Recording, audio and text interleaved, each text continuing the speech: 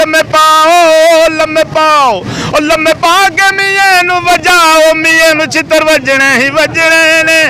नाजरीन, ये भाई ने गाना तैयार किया हुआ है। पीडीएफ नून के खिलाफ गाना हमने बनाया है। मियां नू चित्र वजने ही वजने ने, दोबारा नील चढ़ने ही चढ़ने ने। लम्मे पाओ और लम्मे पा के मियां नू वजाओ, मियां नू चित्र वजने ही वजने ने, दोबारा नील चढ़ने ही चढ़ने ने। पंजाब विच आओ, हाँ जी आओ, आके मुर्गी चोरन बजाओ, मियां नू चित्र वजने ही वजने ने, दोबारा नील चढ़ने ही चढ़ने ने। ओ लम्मे पाओ ओ लम्मे पाओ और लम्मे पा के मियां नू बजाओ, मियां नू चित्र वजने ही वजने ने, दोबारा नील चढ़ने ही चढ़ने ने। अगर मैं 6 माह में मुल्क का निजाम बैठी करूं, मेरा सवाल सिर्फ नहीं।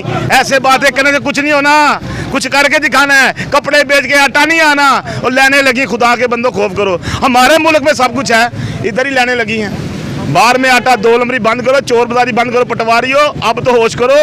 देखो आंखें खोलो, ये बिरयानी और ये चावलों के लिए नहीं आए, ये अपने मुल्क को बचाने आए हैं, खान साहब के लिए आए हैं। खुदा के कदम छोड़ो, इस्तीफे दो और जाओ लंदन। आपके इस मुल्क में क्या काम है?